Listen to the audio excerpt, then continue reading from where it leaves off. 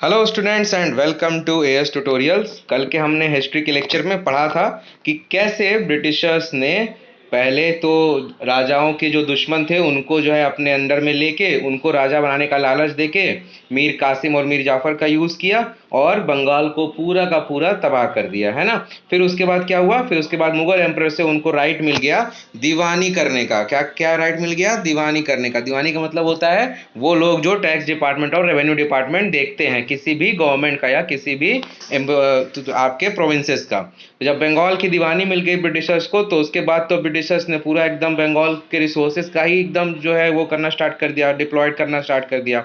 क्यों? क्योंकि वो क्या करते थे, अपने जो उनको छूट मिला था ट्रेड का, वो अपने पर्सनल एक्सपेंसेस की शॉपिंग्स भी अपने ईस्ट इंडिया कंपनी के नाम से ही करते थे ताकि उनको टैक्स 1 रुपए भी ना देना पड़े सरकार को, है ना। तो इसी वजह से बहुत सारे वॉर भी हुए। बैटल ऑफ प्लासी हुआ, बैटल ऑफ बक्सर हुआ। बैटल ऑफ प्लासी किसके बीच हुआ था, याद है किसी को? बैटल ऑफ प्लासी हुआ था सिराजुद्दौला और ब्रिटिश ईस्ट इंडिया कंपनी के बीच में। और बैटल ऑफ बक्सर किसके बीच हुआ था? बैटल ऑफ बक्सर हुआ था मीर कासिम और ब्रिटिश ईस्ट इंडिया कंपनी के बीच में। और दोनों ही वॉर्स में जो नवाब ऑफ बंगाल थे, पहले वॉर में सिराजुद्दौला और सेकंड वाले में मीर कासिम, दोनों की डेथ हो गई थी। मतलब दोनों को ब्रिटिशर्स ने मार दिया था। और उनके जो सपोर्टर्स थे जो वॉर करने नहीं आए उनको उन्होंने राजा बनाया, है ना। तो अब उसके बाद क्या हुआ, उसके बाद कंपनी ने क्या किया, उसके बाद कंपनी ने राजा बनाना ही छोड़ दिया। कंपनी बोली हम डायरेक्ट रूल करेंगे, हम ही राजा हैं, हम ही सब कुछ है, कोई बीच में नहीं आएगा, है ना। तो अब हम लोग पढ़ने जा रहे हैं कंपनी ऑफिशियल्स बिकम नवाब्स। अब आप सोचो, नवाब तो हम लोग हिंदी में बोलते हैं ना, इसको अगर कोई ब्रिटिश एक्सेंट का आदमी बोलेगा, अगर किसी का ब्रिटिश या अमेरिकन एक्सेंट हो तो वो कैसे बोलेगा? वो तो नवाब्स ही बोलेगा ना, नवाब्स। तो वही लिखा है, British company officials became nawabs. What it mean to become nawabs? आपको क्या लगता है कि नवाब बनने का क्या मतलब होता होगा? It meant of course that the company acquired more power and authority. नवाब का मतलब होता है राजा, और ऑब्वियसली राजा के पास सबसे ज्यादा पावर होती है, सबसे ज्यादा अथॉरिटी होती है। But it also mean something else. Each company servant begin to have visions of living like नवाब। अब हुआ क्या, नवाब तो ब्रिटिश ईस्ट इंडिया कंपनी ने बना हटा तो दिया सारे नवाबों को, लेकिन इसका असर ये हुआ कि जो भी ब्रिटिश ईस्ट इंडिया कंपनी का आदमी था, जो भी कंपनी का सर्वेंट था, सब अपने आप को नवाब ही समझ रहे थे। क्या समझ रहे थे? बोले कि नवाब हमारी कंपनी है, बस समझाओ कि कंपनी उन्हीं की थी और वही नवाब थे और कोई बीच में आने वाला ही नहीं था, है ना। तो क्या हुआ उसके बाद, after the battle of Plassey the actual nawabs of Bengal were forced to give land and vast sum of money as personal gifts to company officials.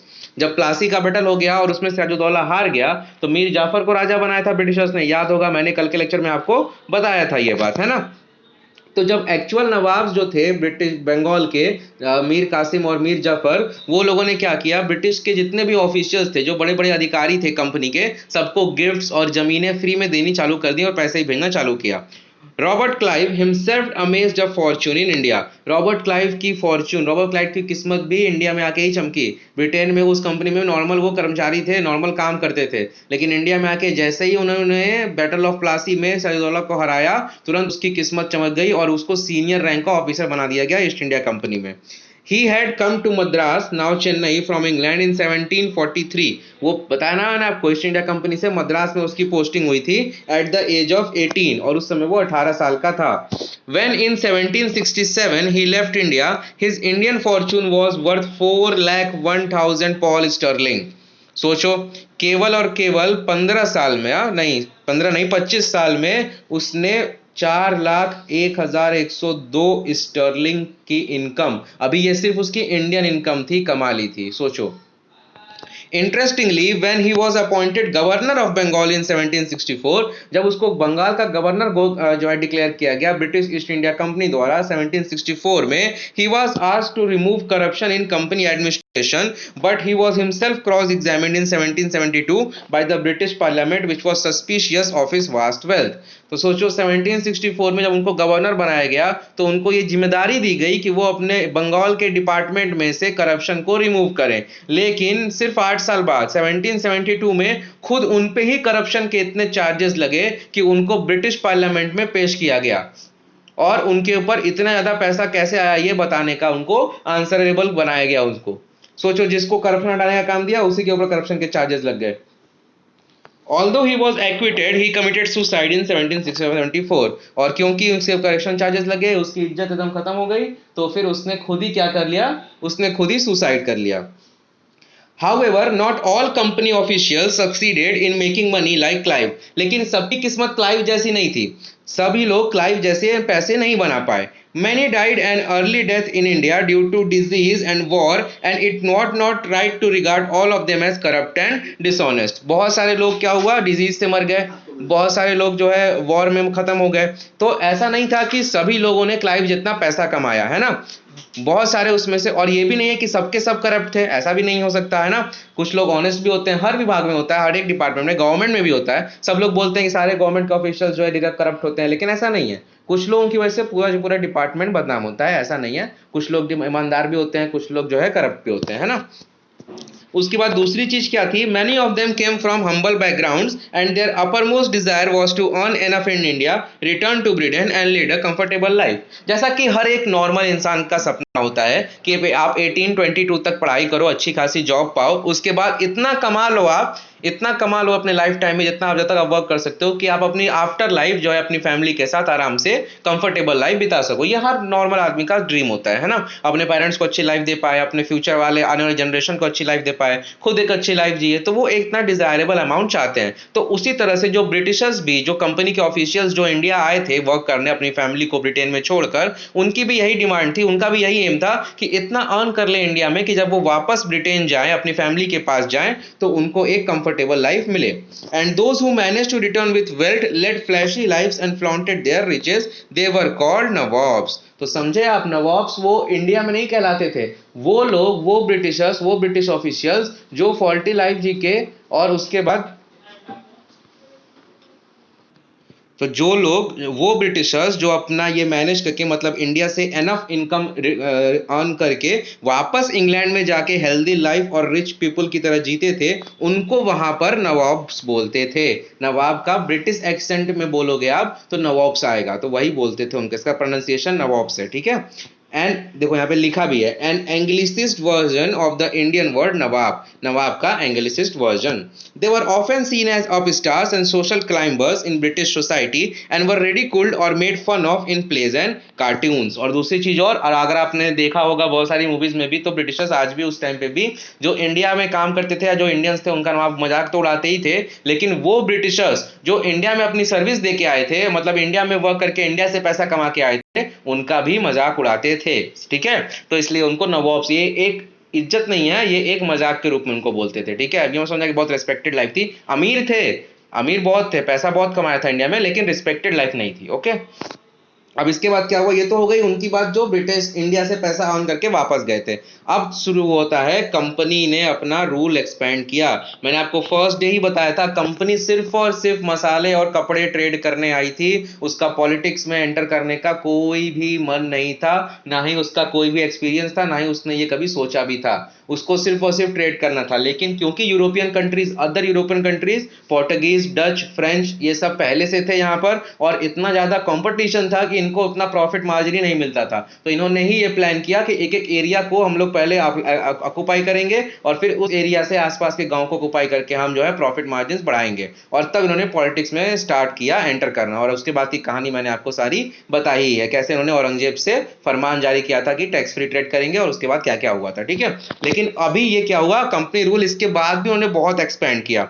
क्या हुआ, if we analyse the process of annexation of Indian states by the East India Company from 1757 to 1857, first 100 years जो company, East India Company ने start किया था play करना, ठीक है।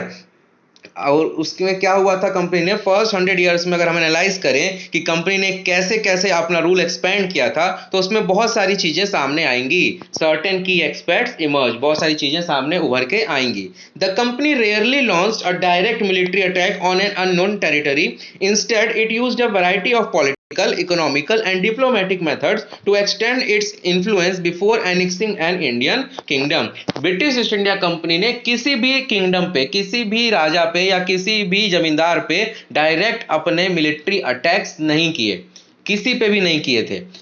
इसके अलावा उन्होंने क्या किया, इसकी जगह पे उन्होंने क्या किया, पॉलिटिकल, इकोनॉमिक और डिप्लोमेटिक मेथड्स यूज किए। कौन कौन से मेथड? पॉलिटिकल, इकोनॉमिक और डिप्लोमेटिक मेथड्स यूज किए। मतलब पहले उस राजा से बात करते थे, उसको घूस देते थे, करप्शन स्टार्ट किया, और फिर उसके बाद उनके एरिया में ट्रेड फ्री का वो लेते थे सर्टिफिकेट, आपने ऐसा पढ़ा ही है। और फिर उसके बाद धीरे धीरे वो विलेज टू विलेज ऑक्युपाई करते थे। उनका मेन फोकस था कि किसी भी तरह से उस किंगडम का टैक्स कलेक्शन का जो ठेका होता है, टैक्स कलेक्शन का जो जिम्मा होता है, वो उनको मिल जाए, ताकि वो गरीब किसानों से डबल ट्रिपल टैक्स ले सके और उसका आधा अमाउंट वो सरकारी खाने में जमा करें और आधा अमाउंट वो अपने ब्रिटिश लेके जाएं, इंग्लैंड लेके जाएं वापस, है ना।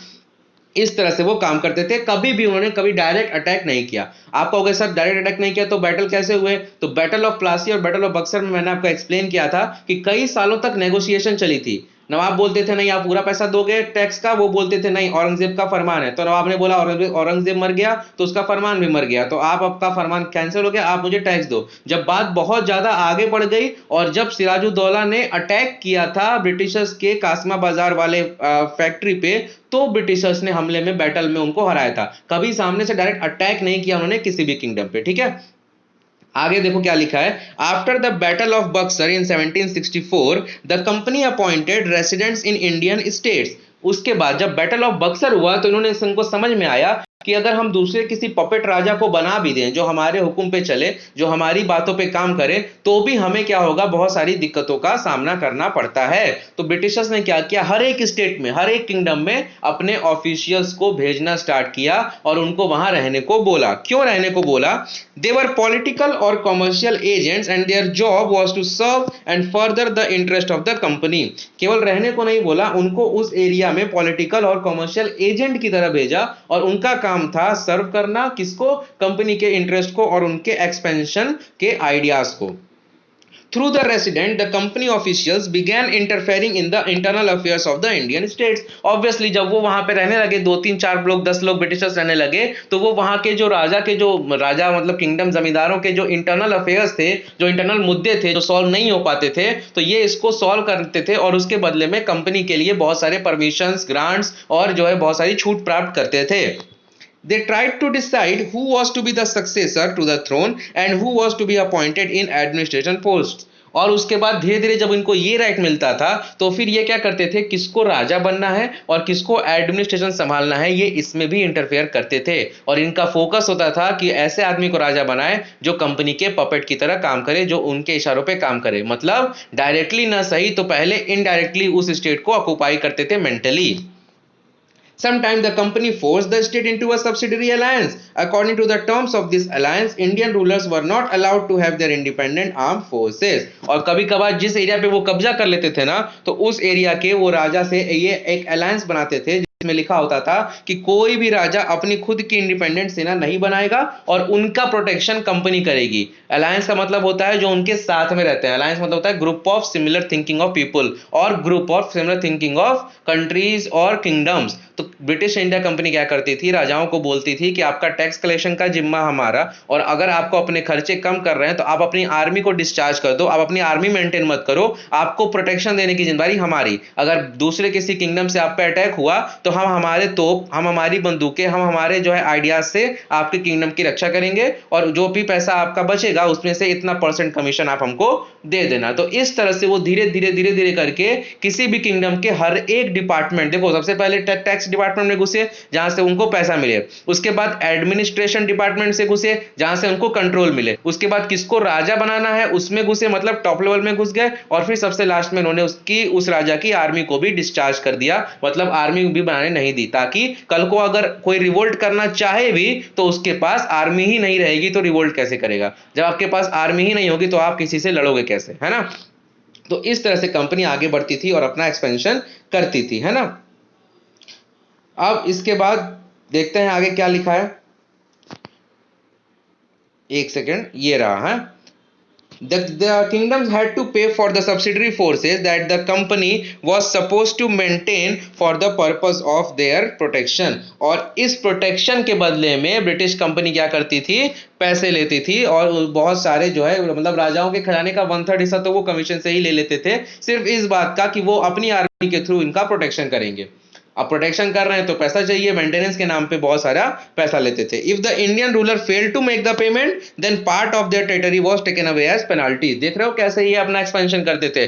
अगर किसी ने भी इनकी आर्मी की मेंटेनेंस का पेमेंट देने से मना किया या नहीं दे पाए तो ये क्या करते थे, उस पेमेंट के बदले उस किंगडम का कुछ हिस्सा जमीन का ले लेते थे, उस पर कब्जा कर लेते थे पेनाल्टी के रूप में। वो भी पेनाल्टी के रूप में, उस पेमेंट के रूप में नहीं, पेमेंट तो फिर भी करना है लेकिन लेट पेमेंट की जो पेनाल्टी लगती है उस पेनाल्टी के फॉर्म में ये जमीन उठा लेते थे। For example, when Richard Wellesley was Governor General, the Nawab of Awadh was forced to give over half of his territory to the company in 1801 as he failed to pay for the subsidiary forces।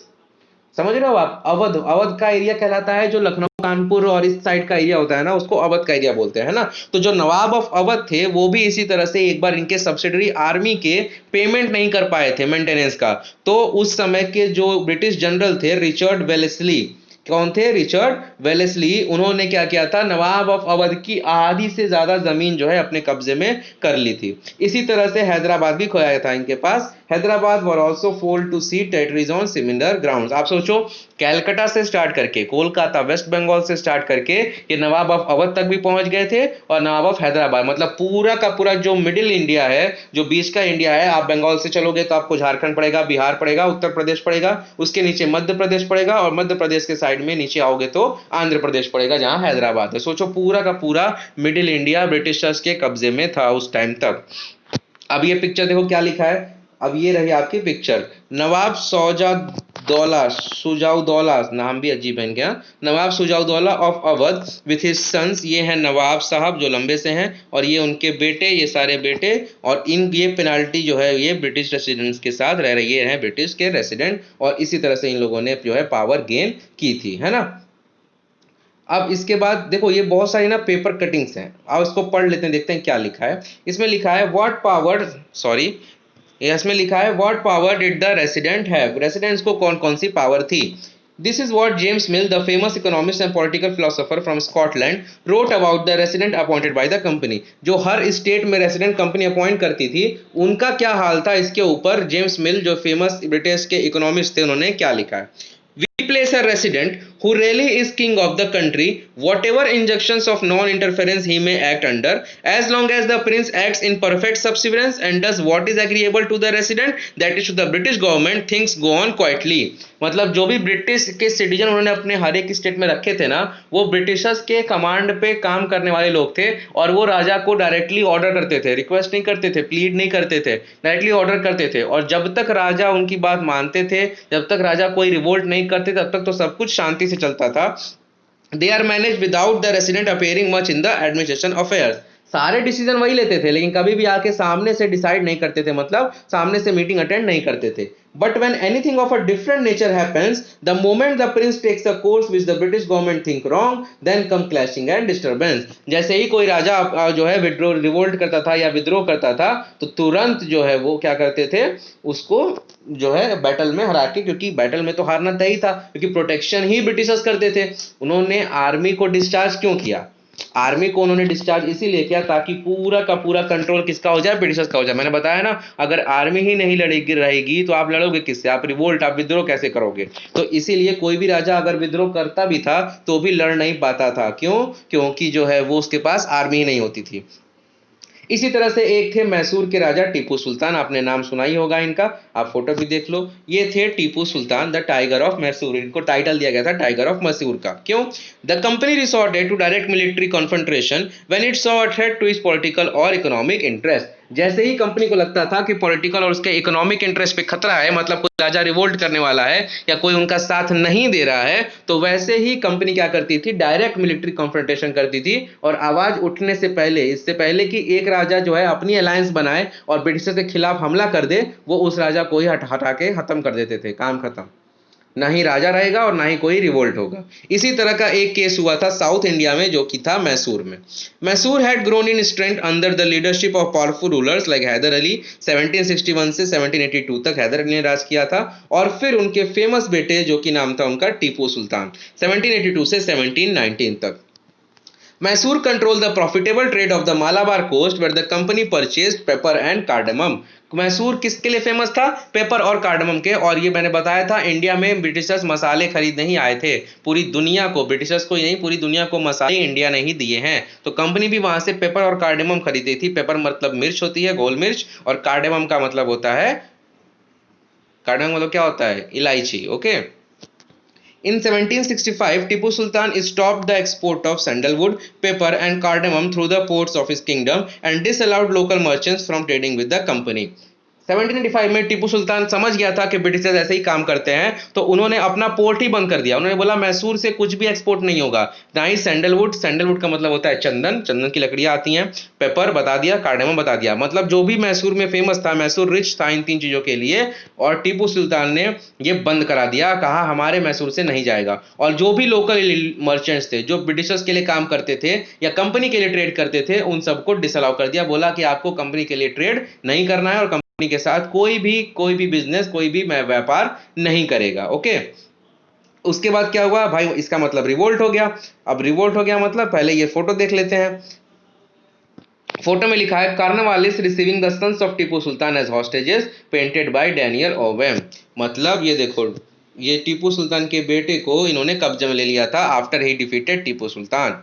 The company forces were defeated by Hyder Ali and Tipu Sultan in several battles, but in 1792, attacked by the combined force of Marathas, Nizam of Hyderabad, and the company, Tipu was forced to sign a treaty with the British by which two of his sons were taken away as hostages. British painters always liked painting scenes that showed the triumph of British power.